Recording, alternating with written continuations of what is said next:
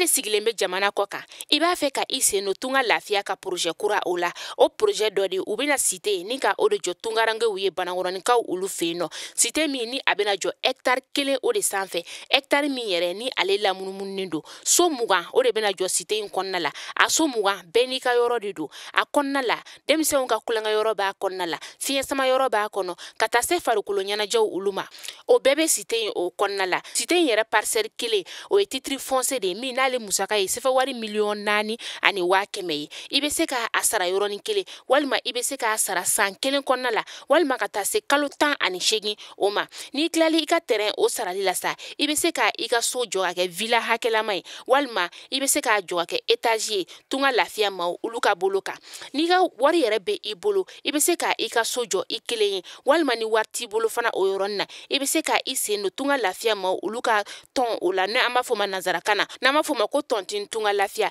walasa ka se ka I ka so ale jɔ cité o kɔnɔna la o t'a bannen dɛ tunga lafiya ma o bɛna tila ka immeuble fana jɔ cité in kɔnɔna la immeuble min n'i bɛ se ka appartement o san chambre 3 de b'a kɔnɔna la ale ni salon 1 a musaka bɛ t'i jɔ sefa wari miliyɔn 15 la ka taa se sefa wari miliyɔn 17 ma I bɛ se ka o fana sara dɔɔni fo ka taa se san 2 ani tila ma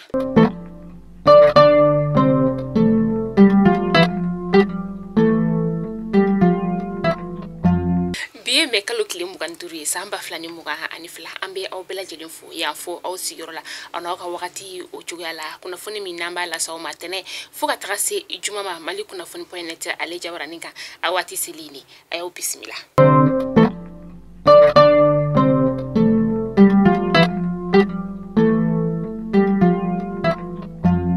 kunnafoni daminɛ la bi me kalo kile 25 san 2022 farafina kɔni ale bɛ ka a ka don kɛrɛnkɛrɛnni ɲɛnajɛw ni ka olu kɛ atako 59 o kɔni de ye bi farafina min yɛrɛ ni ale farala ɲɔgɔn kan ka tɔgɔ dɔ da yɛrɛ la min ni o de ye farafina ka bɛn kelen o ma kala ka b'o la ka fɔ ko farafina ka kelenya ni don kɛrɛnkɛrɛnni yɛrɛ kɔni ale bɛ ka kɛ donna don min yɛrɛ ni Mali yɛrɛ ale ni Union africaine yɛrɛ tɛ ka ɲɔgɔn kan fɔ fintigilakaw ka opération bɛ ni a bɛ fɔ ale ma ko opération Maliko ale ɲɛma ni o ye a commandant ye sa n'an b'ale wele colonel Famuke Kamara ale ni a jɛɲɔgɔn kɔni wulila ni ka taga tesitikaw olu fɛ nɔ ka taa lajɛ baara min ni a bɛ ka kɛ tesitikaw olu fɛ nɔ a kɛra mɛ kalo tile 23 san 2022 a ka taali yɛrɛ kɔnɔna la sa a ka laɲini ye fɛn min ye o de ye ka taga lagɛ dugulamaw olu bɛ lahalaya min na ani fintigilakaw olu kɔni kelen do ka lakana min ni ka o sabati walasa dugulamaw olu hakili bɛ se ka sigi cogoya min na a tilala k'a da dugulamaw olu kulo kan ka fɔ ko G5 Sahel min ni an ka jamana ye I sen bɔ a la ko a tɛna kɔlɔlɔ foyi lase an ka jamana o ma a y'o hakili sigi ta ni ka ɲɛsin tesiti dugulamaw olu ma ni ka tila k'a laɲini fɛ k'a fɔ ko n'an ka fintigilakaw ka jɛ walasa bɛn ani kelenya o bɛ se ka na an ka jamana o kɔnɔna la fintigilakaw kɔni bɛ ka san sɔrɔ sanga an'a ka wagati karogɛlɛn diinɛ tigilamaw olu ka mɛ kalo tile 19 a tile 20 ka taa se a tile 21 ma u kɔni ye wele lase karogɛlɛn diinɛ tigilamaba dɔ olu ma ni o de Abdulaye Bari ka taga se Mohamed Al Hussein Idwana Haidara ma ani maa 14 wɛrɛ olu bɛ ala u tila tuguni ka u ka bolimafɛn sen 218 ni ka o minɛ u la banyagalakaw olu fɛ nɔ karogɛlɛn diinɛ tigilamaw kɔni tun ye bingani wale ta ni ka anw ka fintigilakaw olu sɛgɛrɛ min ni u kɔni sera ka olu kɔni ni ka dankari u la a yɔrɔ la sa a kɛra dugu min na sa o de ye Jalasagu ale ni Janwili ni ɲɔgɔn cɛ an ka fintigilakaw y'a yira k'a fɔ ko Jalasagu ni Janwili ni ɲɔgɔn cɛ o kɔni kilomɛtiri 38 kana se kilomɛtiri 40 ma ani Bankasi ni ɲɔgɔn cɛ maa min fɛn min ye an ka fintigilakaw ka yɔrɔ ye sa maa kɔni ma tanya yɔrɔ la maa fana ma jogin a karogɛlɛn diinɛ tigilamaw olu ka yɔrɔ la maa 12 u ye dankari u la ka tila ka manafɛn juguman kelen ni ka o minɛ la ani ka taga se kungo kɔnɔ marifa o fana ma u ye u ka bolimafɛn sen 29 ni ka o minɛ la ani wari caman u ye o fana minɛ u la halisa an ka fintigilakaw kɔni bɛ ka ɲinini ni ka o da maa ninnu kan an ka jamana tile bi yanfan o fɛ mɛ kalo tile 19 san 2022 italiyɛnw ka maa minnu tun bɛ an ka jamana kɔnɔna la n'olu kɔni jasora karogɛlɛn diinɛ tigilamaw fɛ kucalakaw olu ka dugu o la an ka fintigilakaw ka état major général ale kɔni kɔni ye kunnafoniya di k'a fɔ ko sɛgɛsɛgɛliw bɛ sen na walasa ka se ka nin maa ninnu u sera ka u ladon yɔrɔ o yɔrɔ la ni ka se ka u bɔ o yɔrɔ la o kɔnɔna la sa état major général a tila tuguni k'a laɲini dugulamaw olu fɛ ko u ni an ka finitigilakaw ka jɛ ka baara kɛ ɲɔgɔn fɛ walasa kalogɛlɛn diinɛ tigilamaw mana kɛ dugu la fan o fan fɛ u ka u dɛmɛ ni ka u yɔrɔ yira. Amita gawkaw ulu fe no tenendo me kalo tili 23 san 2022 o shufele la sa marfachika o de kon bora sosoko ira sigida aleni albajanani ɲɔgɔn dugulamaw ka fala sa ko ni marfachika in kɔni bora yɔrɔ min sa o de sosoko ira ka sababu yake furusiri de kɔni tumbe ni sigida kofɔlen ale la ka kɛ ni o ye sa maa mɔgɔni kɛra sababu ye ni ka ni marfachika in ka ale bɔ u ye ni maa ninnu ni ka tɛgɛ da u kan n'o ye an ka fintigilakaw ulu ye k'aw hakili jigin k'a fɔ k'a bɛ san damadama bɔ gawo gouverneur ale kɔni tun y'a bali k'a fɔ ko i mana kɛ yɔrɔ o yɔrɔ la ko ɲɛnajɛ de bɛ i ka yɔrɔ la kɛrɛnkɛrɛnna furusiri o la sa ko i kɔni yamarualen tɛ ni ka muguci kan ka o bɔ dugu kɔnɔna la.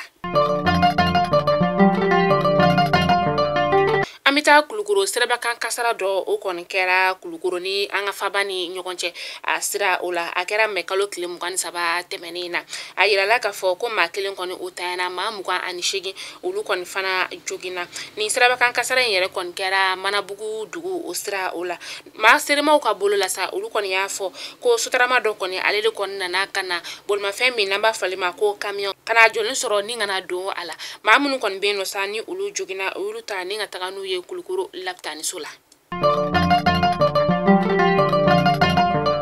Yanfawlakaw ulu ye jibondo fila ni ka o sɔrɔ a kolomokarila mɛ kalo tile 23 tɛmɛnen san 2022 a kɛra sigida min na sa o de ye Bununkobugu ale ni Guananbugu sigida o la ni jibondo in dira an ka jamana ɲɛma ale fɛ dugulamaw ka taa se dugutigiw ale ni dugu maaba caman ulu kɔni ye foli kɛ ni ka ɲɛsin an ka jamana marabaga ma ka tila ka dugawu don kɛ k'Ala ka bɛn ni kelenya Ala k'o lana an ka jamana kɔnɔ teliya la.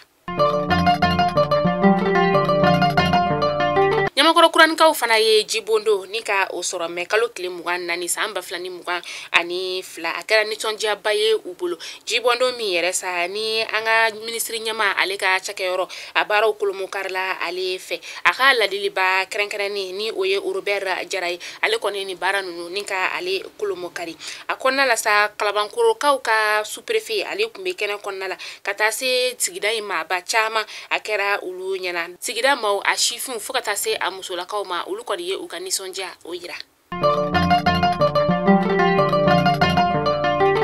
Polisilakaw ka ɲɛma ni o ye Sulemani Traoré juma tɛmɛnen ale kɔni wulila ni ka taga Dawudabugukaw fɛ yen nɔ ka taga u ka laadalatigiw diinɛ tigilamaw fo ka taa se u ka dugutigiw ma ni ka taa olu lasigi ka kuma kɛ ni o ye sigi ka kuma in yɛrɛ bolila fɛn min kan sa o de ye k'a yiru la k'a fɔ ko Dawudabugukaw kɔni fɛ yen nɔ fɛn min ye jeunesse ye n'o ye an ka finitigilakaw dagayɔrɔ belebele o kɔni fana bɛna dayɛlɛ olu ka yɔrɔ la a dayɛlɛ kun ye fɛn min sa o de ye ka se ka maaw n'u bololaminɛw ka se ka olu kisi maajugu ulu tɔɔrɔ ma.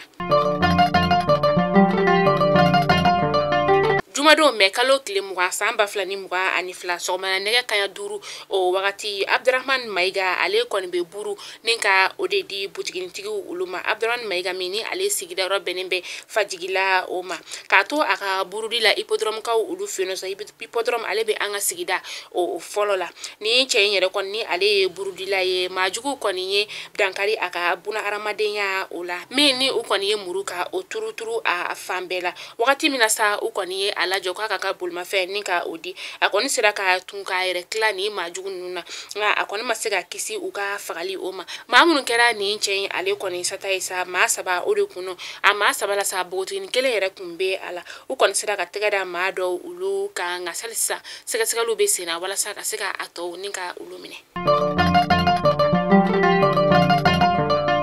Amita kokan kibaru la nantara kokan kibaru la amita Burkina Faso ka ulu fɛ yen nɔ u ka jamana ka kumalasela ale kɔni ye kunnafoniya ni ka o di k'a yira k'a fɔ kabini avril kalo tile 16 tɛmɛnen denmisɛn maa 8 olu de kɔni tununa u tununa yɔrɔ min na sa o de ye u ka sanubɔyɔrɔ dugujukɔrɔso o kɔnɔna ye ka sababuya kɛ ji kɔni donna ni denmisɛn ninnu olu kan a kɛra yɔrɔ min na sa o de ye Pɛnkoya ye Pɛnkoya ale bɛ Sangini bɛ u ka jamana jamana camancɛ yan fan n'a tilebi yan fan o fɛ nin kunnafoni in kɔni dira wagati min na sa a gɛlɛyara dugulamaw olu bolo kosɛbɛ bi mɛ kalo tile 25 san 2022 u ka jamana ka kuma lasela ale kɔni bɔra k'a fɔ ko denmisɛn maa 4 olu su kɔni o yera tile 39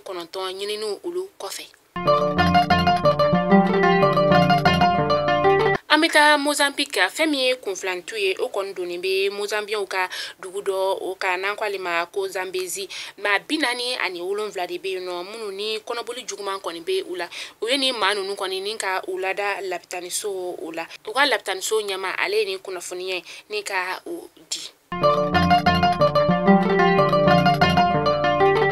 Kunnafoni datuguni États-Unis jamana ale kɔnɔna ye kamaleni dɔ min n'ale si bɛ t'i jɔ san 18 na ale kɔni kɛra sababu ye sa ni ka lakɔliden 19 ka olu bɔnɛ u ni na fo ka taa se u ka karamɔgɔ 2 ma sɛgɛsɛgɛliw kɔnɔna la sa a yirala k'a fɔ ko nin kamaleni kɔni kabini a bɛ denmisɛnnin la wagati min na a ka bunahadamadenya ni maa tɔw ta o cogoya tɛ kelen sɛgɛsɛgɛliw bɛ sen na ka se ka tɛgɛ da a kan.